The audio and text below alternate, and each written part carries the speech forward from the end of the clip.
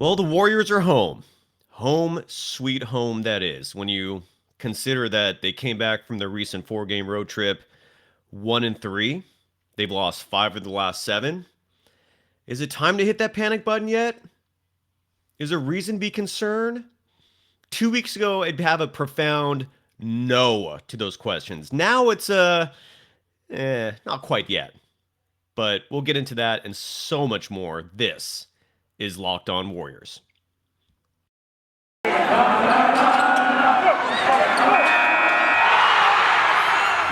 are Locked On Warriors, your daily Golden State Warriors podcast. Part of the Locked On Podcast Network, your team every day. Thanks for making Locked On Warriors your first listen every day. We're free and available on all platforms. I'm Cyrus Saatsaz. You can follow me on Twitter at DocSurfRoadshow. You can follow this program on Twitter at Locked On Dubs, where we do and I do publish some hopefully great content, especially pertaining to the Warriors. But regarding today's show, first of all, our apologies for not having programs at the end of last week. There were some technical difficulties with the platform that we use to produce all these shows, but we're back now. Hope everyone had a happy Martin Luther King Jr. Day. It had a nice relaxing day. If you had to work, hopefully it wasn't too stressful. But when you talk about the Warriors, at least until recently, when the term synonymous in the term stressful in Warriors was not synonymous. Now it's a little bit. When you look at the standings, for example, the Golden State Warriors at one point fairly recently were very comfortably alongside the Phoenix Suns at the top of the NBA. Now all of a sudden the Memphis Grizzlies are just a game and a half back of the Warriors. The Utah Jazz are 2.5 games behind the Warriors. And the Warriors themselves have now fallen 3 games behind the Phoenix Suns for the best record in the West. And there's a lot of reasons for that. Draymond Green's injury is a huge part of it. Draymond missed the entire road trip. For those of you that remember on Klay Thompson's game back, he played the first 7 seconds before subbing out. He had calf tightness. We now know what the issue is with Draymond Green, and it is an issue with a disc in his back. The nerve that connects to the calf is being affected, and that is why he had calf tightness. And all of a sudden, we're in a position now where when it comes to Draymond Green, there is a legitimate reason for concern because of that back injury. He's out at least 2 more weeks. This could be a 4 to 6 week situation. Here is what Dub Nation needs to hope for with Draymond Green. No surgery. Steve Kerr has emphasized time and again that one of his biggest regrets in life was having back surgery. It caused him pain and suffering for I don't know how many years. In recent years, we've noticed he hasn't been grimacing, pinching the bridge of his nose during games, which we all could see indicated he was having a headache of some sort tied into that back surgery. He's missed games because of it in previous years. I think Steve Kerr has finally overcome that. No one has brought it up to him recently. And again, he hasn't shown any signs or symptoms that back injury is causing issues. But the point is, for Draymond Green, we don't want back surgery to become the necessity for him to get better. Because if that happens, he is out for the year. Okay. I mean, now look, someone might say, well, he might come back for the playoffs or something like that. That would be the ultimate best case scenario. In all likelihood, for any form of back operation to be required, he's done for the year. And if Draymond Green is done for the year, this Warriors team is no longer a world championship contender. It sucks. I hate saying that. I don't want to admit it, but it's true. This Warriors team is not going to win a championship without Draymond Green. He's that important. Before his injury, he was easily the leading contender for Defensive Player of the Year.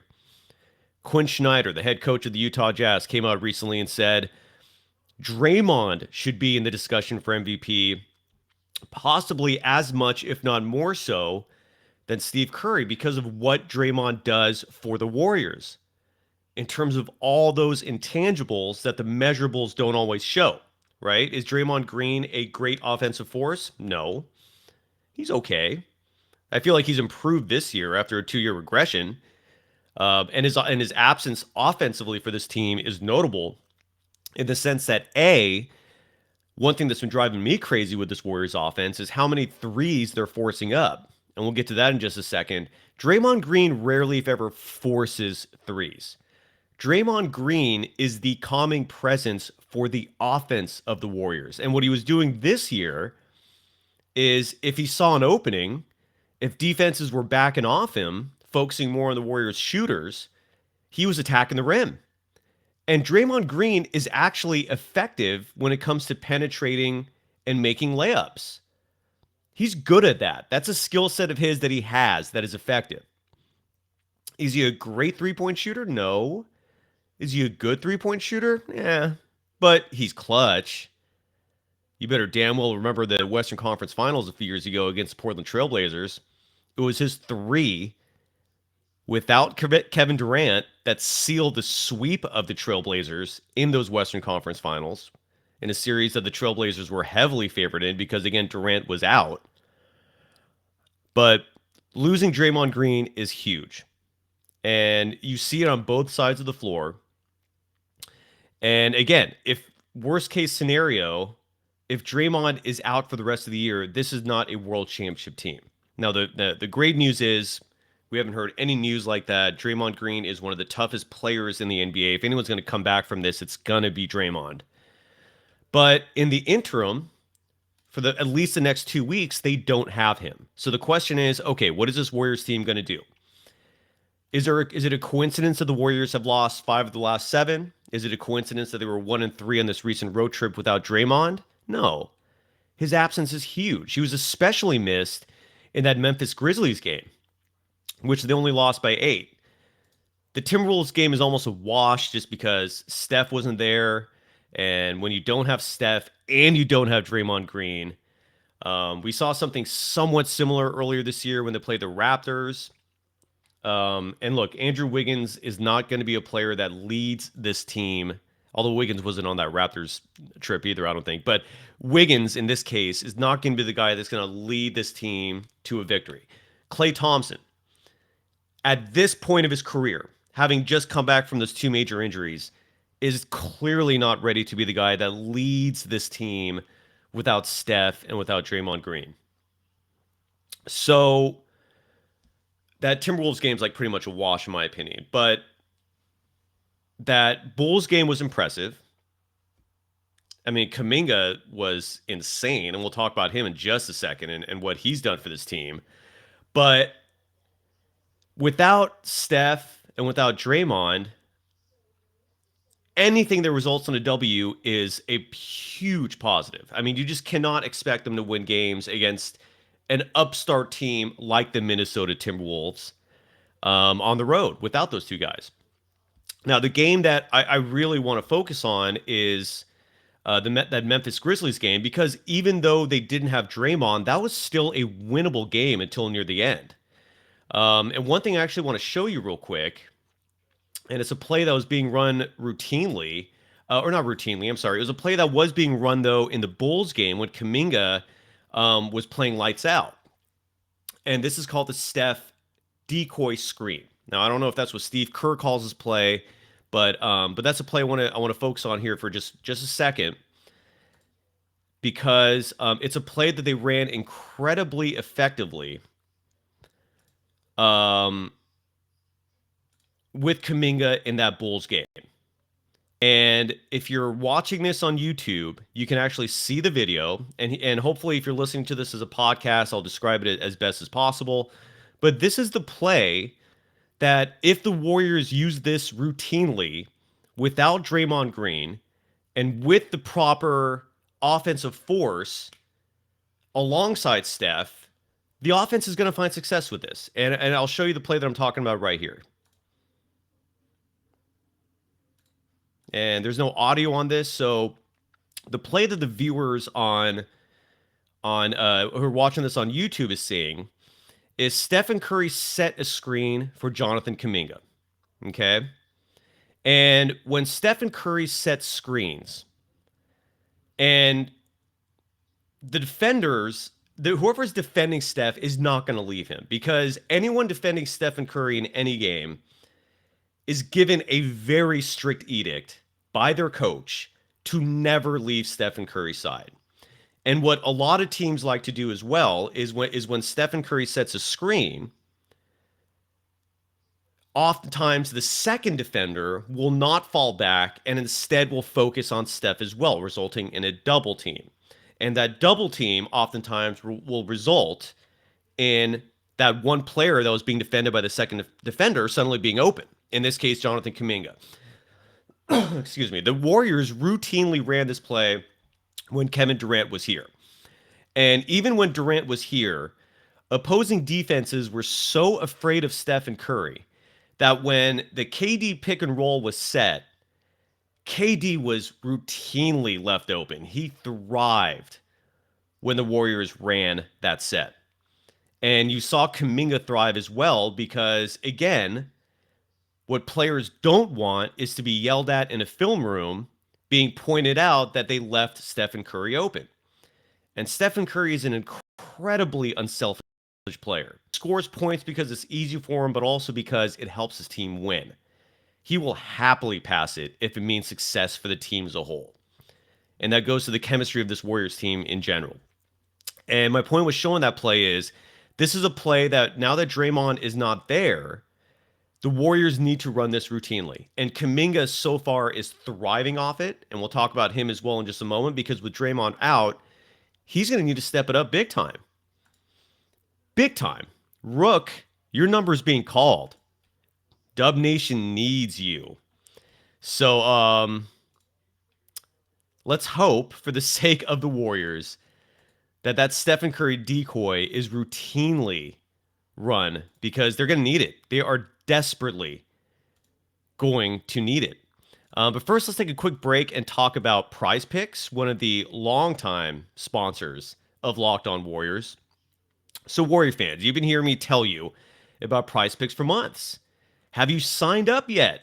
If you haven't, now is the perfect time. For a limited time, PrizePicks has an exclusive, no-brainer of an offer for all of our users. Users get $50 for free if a player in your first PrizePicks entry scores a single point, but you must use the code NBA, right? That's correct. This is an exclusive offer available to Locked On fans only who use the code NBA. PrizePicks has the best NBA daily fantasy sports prop game on the market.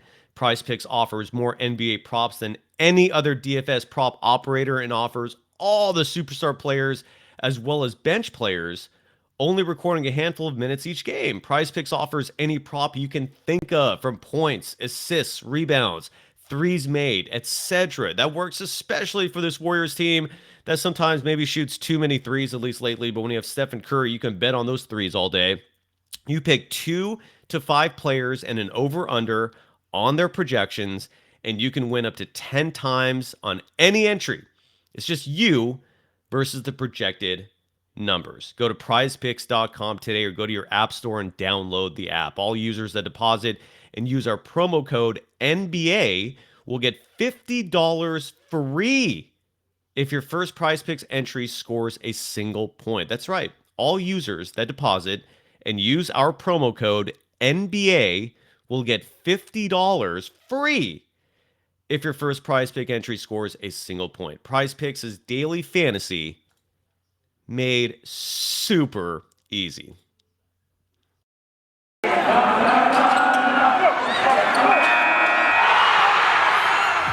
are Locked On Warriors, your daily Golden State Warriors podcast. Part of the Locked On Podcast Network, your team every day. Thanks for making Locked On Warriors your first listen. For your next listen, check out the Locked On Now podcast. I'm a routine guest on that. Nightly recaps of every NBA game with analysis from our local experts. Listen to Locked On Now on Apple Podcasts, Spotify, or watch it on the Locked On NBA YouTube channel. So in going back to our beloved Golden State Warriors, should a panic button be pressed when you've lost 5 of 7? when you come back from a road trip 1-3, when you suddenly find yourselves 3 games back of the Phoenix Suns and just a game and a half ahead of the Memphis Grizzlies, I'm not going to press a panic button yet. And here's why. This time of year, for some reason, this Golden State Warriors team, and this doesn't apply to all teams, but it applies to this one. This Warriors team, in what we call the dog days of the NBA season, which is right now. Okay, holidays are over. All-Star game is around the corner. This team, for some reason, drags. All right, so much of the Warriors' success over the years has been dependent on effort, on energy, and chemistry, right? And the chemistry part is clearly there. Earlier in the season, the effort part, the energy part, clearly there. This time of year, again, for some reason, this Warriors team struggles. They don't like the dog days. And when that All-Star break comes, for some reason, and maybe this is coached, and maybe this is part of the plan, maybe this is just a psychological thing the players just inherently have. Again, when you have a dynasty, you have to do a lot of things right. And there's a strong possibility, and we saw Stephen Curry make a comment recently where he basically breaks the season down into 3 parts, right? And again, when you have a dynasty, when you have a team and individuals who have been able to sustain a level of success for this long, there is a mental approach to this where you know when to turn it off and you know when to slow things down. And this is the time of year where things slow down. And so that's why, and that's a huge reason why I'm not hitting the panic button. Because newsflash, even though I picked the Warriors to win the championship when this season started, most people did not. Expectations for this team were not that high. Most quote-unquote experts, and I put air quotes for those watching this on YouTube, or for the podcast listeners, I use that because, first of all, most of the people in sports media covering basketball are not experts. They got to those positions through nepotism. They got to those positions through a huge stroke of luck. They got to those positions because in corporate media and most corporate environments, yes men and yes people succeed. So I refuse to call the people on television or on radio or on a lot of digital platforms experts when it comes to the Warriors. But with that said, they call themselves that, and a lot of people recognize them as such, ignorantly so. They did not pick the Warriors. The expectations were not there. The pressure was not there. So this Warriors team, even now, having lost 5 of 7, is still wildly exceeding expectations, and rightfully so. They're a talented team. They understand the concept of team. They have a player in Stephen Curry who, in my opinion, will still end up winning the MVP award this year. I can only pray that Draymond Green comes back healthy, and he'll win the Defensive Player of the Year award. Klay Thompson's only going to improve. Klay's numbers, by the way, right now are not great. And I think it's right. It's justifiably so. I don't think you can have wild expectations for Klay Thompson right now. But his stats aren't great. He's averaging right now 13.8 points per game. And his shooting percentage is really bizarre. He's shooting 35.7% from both the field and from the three-point line. That is kind of bizarre, but it's true. 35.7% from the 3 is okay. It's very poor by Klay Thompson standards, but his standards need to be revisited for now because, again, he's been out for 2.5 years. But his three-point shooting is not there yet because, again, 35.7 for him is not great. 35.7% from the field is garbage. That isn't good, period. So we're going to hopefully see improvements from Klay Thompson as his minutes go up, as his confidence builds, and as his comfort level rises. I mean, there's no doubt he's happy being out there. But is he the same player that he was? No, not yet. And again, we've talked about this. If Klay Thompson gets to within 85, 90% of the old Klay, we got the championship in the bag. I hate using the term we for the Warriors. I'm sorry. I'm not a part of the team, but I love the team. I do consider myself a part of Dub Nation. But the Warriors have the championship in the bag if Klay Thompson comes back to within 85-90% of his old form. He's nowhere near that yet. That's part of the reason why the Warriors have lost 5 of 7. That's part of the reason why the Warriors went 1-3 on this recent road trip. Klay's not back yet. And until he is, you're going to still see some struggles because he's still eating up minutes. He's still starting. But he's not playing like a starter should on a world championship team right now. But I'm not hitting the panic button because, again, that's going to improve. That's going to improve substantially. And the Warriors could do other things to improve as well. And we'll talk about that in just a moment. But first, I want to talk about one of our longtime sponsors, BetOnline. BetOnline would like to wish you a happy new betting year as we continue our march to the playoffs and beyond. I'm still kind of kicking myself for not betting on the Niners Sunday, but what a game that was. And congrats to all of you who bet Niners +3 or even better the money line. But BetOnline remains the number one spot for all the bets, for all the best sports wagering action for 2022. It's a new year and a new updated desktop and mobile website to sign up today and receive your 50% welcome bonus on your first deposit. Just use our promo code LOCKEDON to get started. Again, use the promo code LOCKEDON to get a 50% welcome bonus on your first deposit at betonline.ag. From football, basketball, hockey, boxing, and UFC, right to your favorite Vegas casino games. Don't wait to take advantage of all the amazing offers available for 2022. BetOnline is the fastest and easiest way to wager on all your favorite sports. betonline.ag, where the game starts.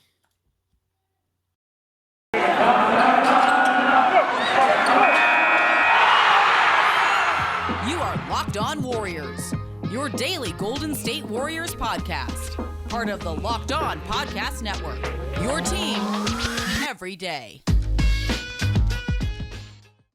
Thanks for making Locked On Warriors your first listen every day. We're free and available on all platforms. So here's one thing that the Warriors need to stop doing immediately, which I've noticed has been a very unfortunate thing. And this is not traditionally how Steve Kerr teams play, but they're forcing threes. This offense, a lot of the time, is settling for poor shots, and those poor shots are threes. It's almost like they've completely forgotten that if they want to, you can still shoot layups. You can still shoot mid-range jumpers.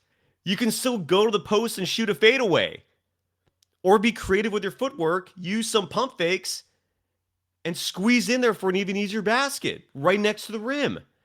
But for some reason, the Warriors players, and there's one particular player I'm going to call out here, have been settling for really poor three-point shots. And the player I want to call out is Bjelica.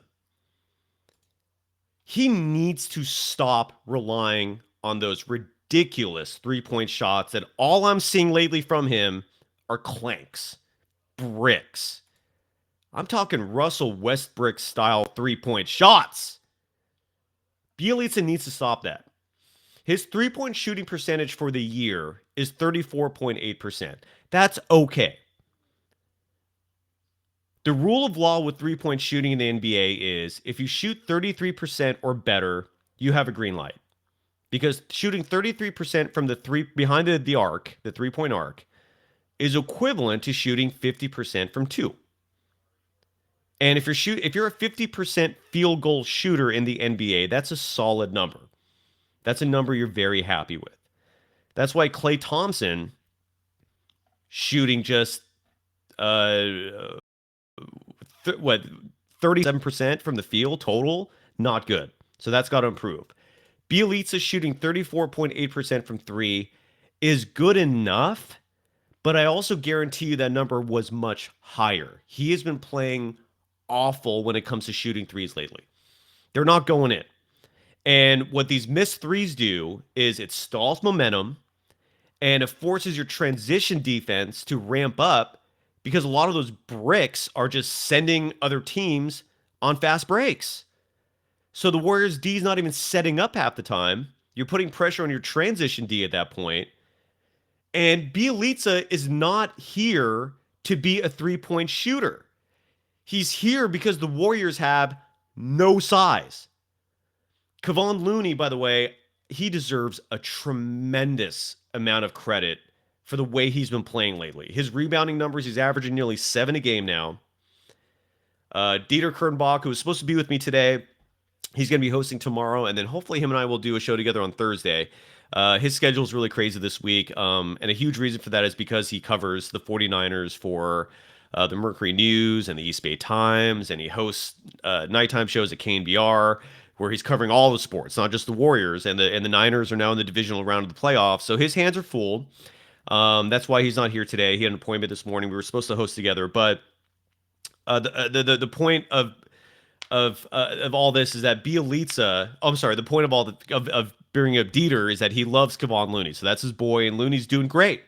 But this Warriors team has two quote unquote big men on their roster right now: Kevon Looney and Bjelica. And Bjelica right now needs to simplify that offense tremendously.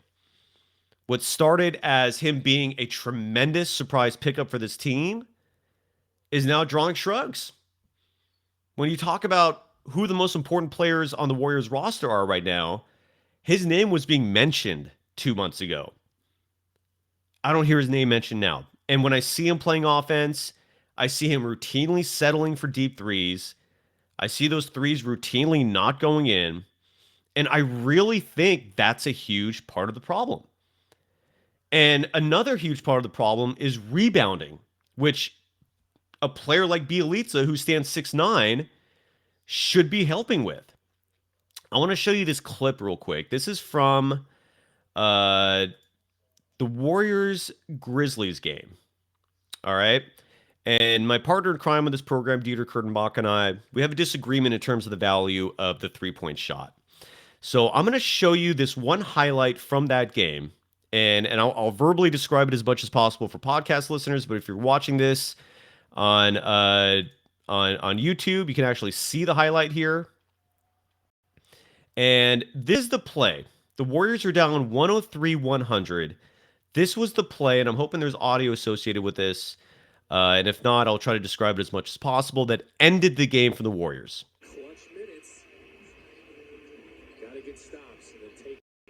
And so this play, for those of you listening, the Memphis Grizzlies have possession. Ja Morant now has the ball. Shot clock's winding down. Ja goes in. He's in the paint, kicks it out. Deep three or two for Jaren Jackson. That's missed. Now what happened there? I'm going to pause it 1 second. Jaren Jackson just went up for a field goal attempt. He drove into the paint and missed. Okay, now when teams miss their shots, that's where rebounding is important, because if you're not grabbing defensive rebounds, those are now extra shots for the opposing team. That also adds momentum to the opposing team and takes it away from you. Momentum is vitally important when it comes to sports. You need it to win. You can't afford to lose momentum. And what happened here? Because the Warriors had no size, because Gary Payton II was in the paint, because Stephen Curry was your primary rebounder, Klay Thompson was your number 3 guy. Those are all guards. Those should not be your primary rebounders. And what did they do? They tipped the ball out because they couldn't grab a rebound. And the Grizzlies got the ball back, hit a 3, made the score 106-100. And I knew right then. I tweeted that out with 4:07 left to play. You can follow me on Twitter at DocSurfRoadShow. I was emphatic that that was the moment they lost this game. They lost momentum, and they realized right then and there that they just can't win this game. It was over at this point. I personally knew it right away. The Memphis Grizzlies in that game shot 18 more times than the Warriors. 18 more field goal attempts than the Warriors. And despite that, the Warriors only lost by 8. But rebounding is important.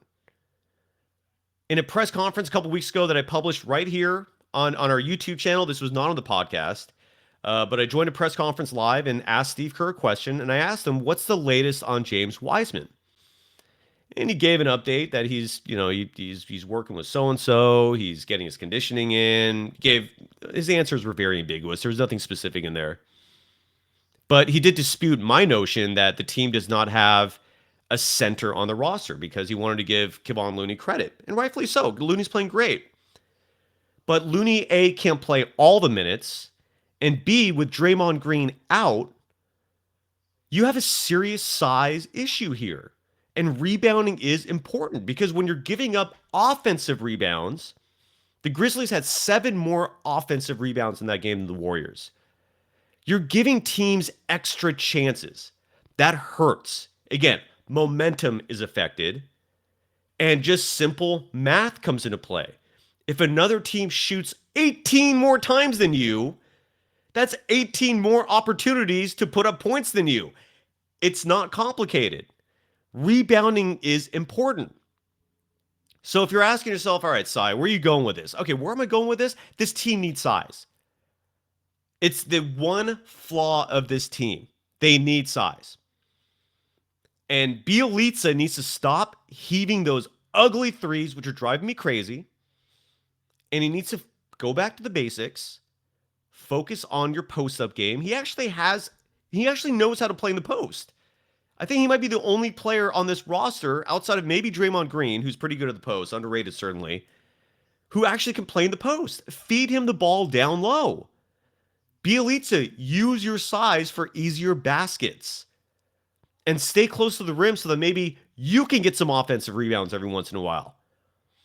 Instead of heaving up threes that just go clank, and it gives the other team a chance for a fast break. And a transition defense is never going to be as effective as a set defense, ever. So Bjelica has to stop that.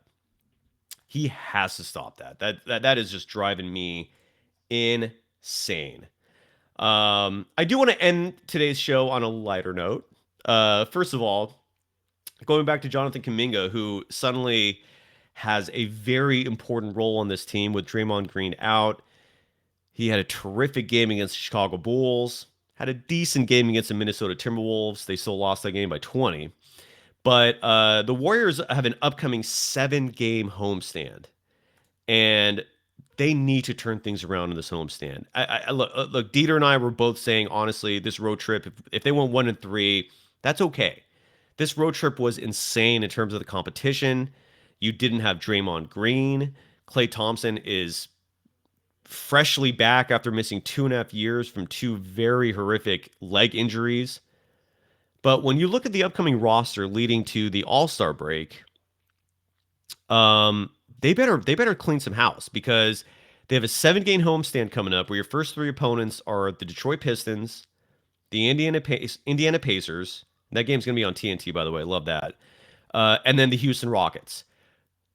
I'm not saying the Warriors should blow these teams out, but they better win. If they're going to be holding court at home at Chase Center and reminding the NBA that they're still a world championship contender, and they need to hold the fort down while Draymond Green isn't playing, they got to win these games. And the remaining 4 games of the homestand, look, if you finish those 4 games 2-2, I think that's okay if you win your first 3. Because they got the Utah Jazz coming in, the Dallas Mavericks, who always play the Warriors tough. For some reason, Tim Hardaway Jr. decides to turn into an all-star whenever he plays the Warriors. I don't know if he's thinking of his dad or what's going on there. The Minnesota Timberwolves are coming in. That needs to be a win for the Warriors. And then the Brooklyn Nets are coming in. They don't have Durant. That should be a win for the Warriors. So actually, I want 3 out of 4 out of those 4 games. And in this 7-game homestand, I want a 6-1 record. Minimum 5-2. Anything less than that, and you could call it a failure. You really could. Because, again, there's no panic button being hit yet. If a month and a half from now, the Warriors are still playing like this, yeah, I'm going to be panicking. But right now, I'm still calm simply because, again, Curry, routinely during the dog days, his numbers go down. The Warriors during the dog days, which we're in right now, routinely just play lackadaisically. The urgency's not there. But come March, if they're playing like this, yeah, then there's going to be a huge panic button. And with this 7-game homestand, And again, this is where Kuminga is going to need to step it up. And, that Stephen Curry decoy screenplay is vitally important. And it's an incredibly effective play, especially with Kuminga, just because Kuminga with his athleticism and for a kid his age is at only 19 years, he has such tremendous basketball awareness and smarts. It's something that I've heard a lot of former players, Hall of Famers, they've all admired Kuminga's intelligence when it comes to basketball and just his grasp of the game. But he needs to continue this, and Steph needs to start turning it around a little bit. Otto Porter Jr. needs to step it up a little bit. Jordan Poole needs to increase his consistency. That's the one part of his game that he has not nailed yet. He's averaging, 16, 17 points per game. He should be, with his talent, a 20-point per game scorer. And he's only going to get to that when his off nights are a 15-point night, not a 5-point night. And my partner in crime on the other podcast I do, the Rick Barry Show, he routinely brings up the fact that Jordan Poole just needs to remember he's not Stephen Curry. Stop heaving up 35-foot threes. He has so much talent penetrating to the rim. He has such incredible ball handles. His footwork is exemplary. And when he gets closer to the rim, his shot selection is beautiful. I really do think he should focus less on the three. That should be just a lesson for this whole Warriors team in general, outside of Stephen Curry and Klay Thompson. Stop worrying about the three so much. Jonathan Kuminga's three, by the way, is looking really good as well. But shoot those, young man, if you're open. Don't force those. For those of you watching on YouTube, I want to share one last thing with you. Two last things with you. I'm sorry. The first thing is Klay Thompson is not the only player on the Warriors with a super cute dog, by the way. I love Rocco. I love bulldogs in general. I'm still getting over the loss of my dog. It's literally the hardest thing I've ever dealt with in my life. He was my best friend, and anyways, can't talk about it without starting to lose it. But so Klay Thompson's dog Rocco is infamous. Precious English bulldog, but he's not the Warriors player with an amazing looking dog, Jonathan Kuminga. And for those of you who are watching on YouTube, you can actually see the video of Jonathan Kuminga playing with his French bulldog. That's the Frenchie as a puppy. Just playing behind Kuminga's head. And then here's a couple more pictures. And this dog is named Dior. And again, if you're listening to the podcast, either if you these pictures are posted on Kuminga's Instagram account, but I also publish these on my Twitter account, as well as the show's Twitter account. My Twitter account is Dog Surf Roadshow, and you can follow the show on Twitter at Locked On Dub. So that's Dior right there with the second dog. I don't know if Kuminga now actually has two. And there's Dior wearing some shades. And then this next picture, hold on, where'd it go there? Oh, here it is. That's a happy birthday cake for Dior. I don't know if that was his first birthday. And the last picture is Dior just hanging out on a pier, I believe, at the bay. The last thing I want to share with you folks before we call it a wrap is Stephen Curry was recently featured on GQ. And he did an interview with them, and there's a couple snippets from that interview that I wanted to share with you, just because they were pretty incredible. The first thing I'd like to show with you is him confirming that during halftime of games, he actually checks Twitter. And this was actually a rather revelatory part of the interview, because he talked a lot about what players do at halftime in general. So hopefully the audio will come through for the podcast, and here is the video. What does Curry do in the halftime with his teammates? If we're winning, we're telling jokes, we're motivating each other, we're having a good time. If we're losing, most likely somebody's getting yelled at by Draymond, and we're trying to figure it out so we can turn it around in the second half. But sometimes I do check my Twitter too, see all the hate or the praise coming in. Just depends on how the game's going. What does Curry do? So that was Stephen Curry talking about what he did and him and the team does at halftime. And then last but not least, we're going to wrap it up with Stephen Curry, this time talking about whether or not there's more championships coming for the Golden State Warriors. So and this is again from Stephen Curry's interview with GQ magazine. Part of the interview was a video portion, and these are just some snippets from that. So here's Stephen Curry on whether or not he thinks the Warriors will win more championships. Will Steph Curry ever win another title? Absolutely. That's all you need to hear. Absolutely. And I do believe that. I think he's got at least 2 more in him. Again, Dieter Kurtenbach to be hosting tomorrow. And then either him and I will be hosting together Thursday, or it's going to be just me Thursday and Friday because Dieter's going to be covering the 49ers. But sincerest thanks for spending 35 plus minutes with me today. And again, the Warriors start their homestand against the Pistons, and they need to finish this 7-game stretch with at least a 5-2 record, in my opinion. More ideally 6-1 or a perfect 7-0, just so they can start getting some wins, some momentum again under their belt. The Grizzlies are right behind them for the 3rd seed, only a game and a half back, and the Warriors now trail the Suns by 3 in the standings. But again, thank you for making Locked On Warriors your first listen every day. Now make your second listen Locked On Bets, your daily one-stop shop for all your gambling needs. Locked On Bets, hosted by our boy Q, with expert analysis and insight from Lee Sterling. It's free and available on all platforms. So Dieter, we'll see you tomorrow. I will see you Thursday and Friday, and hopefully Dieter will join me on Thursday as well. And if not, I'll be sure to bring on some great guests as well. I don't plan on doing a lot of these shows solo, just because it limits perspective and limits the amount of information and insights and maybe entertainment that you would be receiving if there was someone else joining me. So, but otherwise, thank you so much again. Hope you like my new backgrounds, by the way. The photograph is from Seth Migdale. He gave me that photo when I used to own a surf shop in San Francisco. That's a big one with the Golden Gate Bridge.